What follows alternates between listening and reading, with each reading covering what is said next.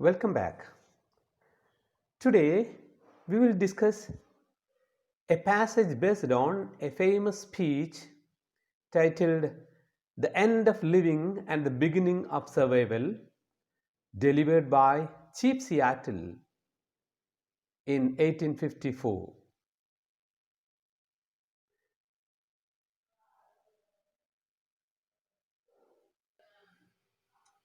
Who was Chief Seattle?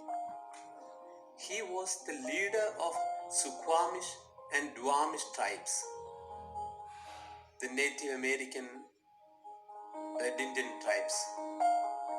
He was a powerful warrior and an eloquent speaker or orator. The American city of Seattle is named after him. He spoke in Lushootseed language. He was a peace-loving leader. He sensed the danger of clashes between natives and the white man. Now let us see the history behind the speech. The 14th President of US wanted a peaceful settlement with the natives.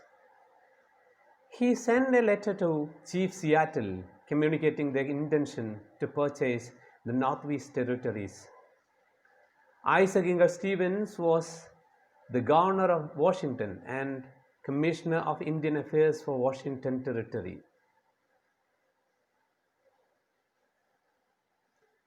So there was a meeting arranged between Chief Seattle and Governor Stevens to discuss the surrender or the sale of the land by the natives to white settlers.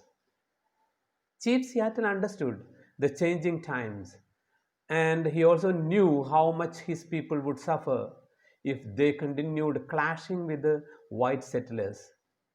After the meeting, Chief Seattle spoke to a large audience of tribe members outside the room.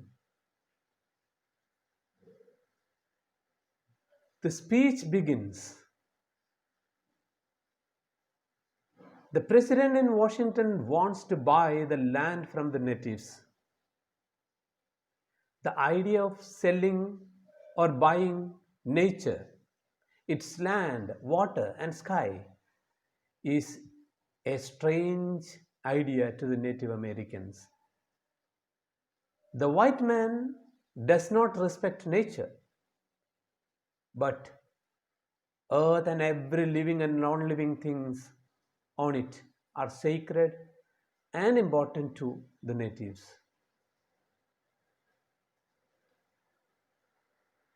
Natives have a special view on nature.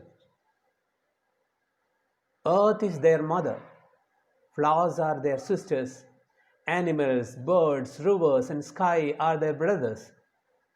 Water in the river is the blood of their ancestors. All living and non-living things are members of one family.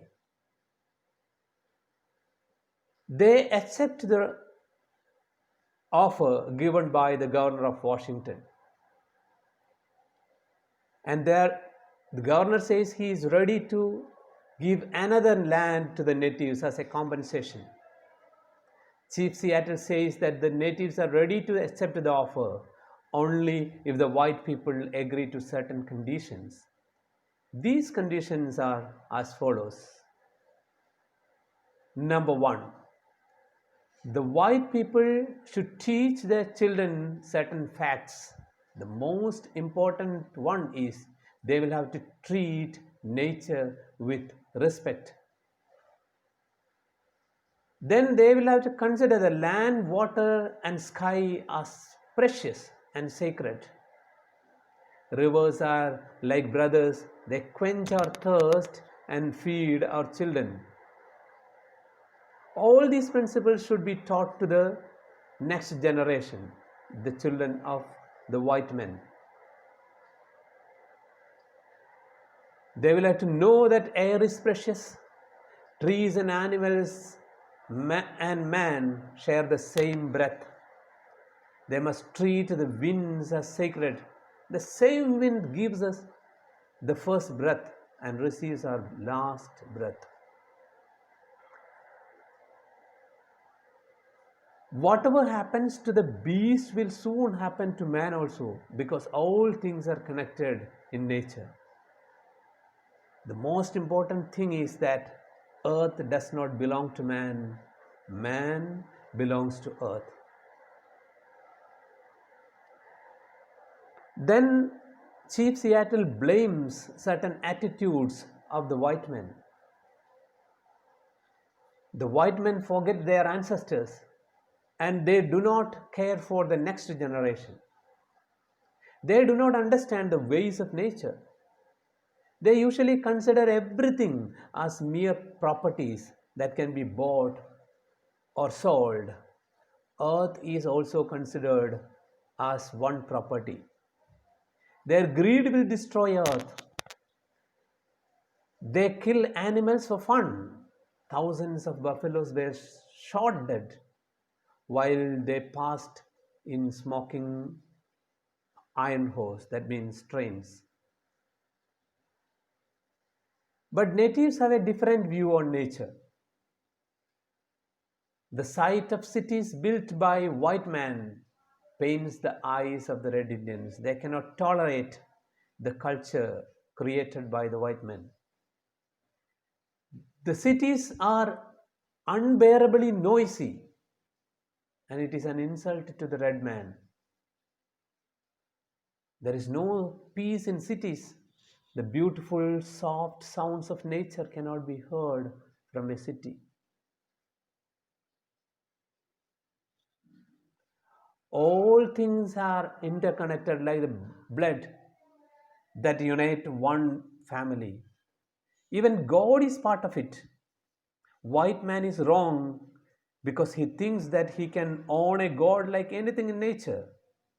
But in fact, in reality, God is the same for the white and red man. God loves everyone, and earth is precious to God also. To harm earth is to insult the Creator. Chief Seattle concludes his speech with these thoughts. God has brought the white man to this land, to America, and gave him the control over the land and the red man. So, this way of God and this secret of destiny is a secret to all of us. Sometimes all wild animals may be killed and all the forests destroyed, all hills blotted with telephone wires. After a few years, all animals, birds, insects may be gone. This is the aftermath of the migration of white people to the lands of the natives. But this is a signal of imminent danger. It is the end of living and the beginning of survival. Thank you. We will come back with another video.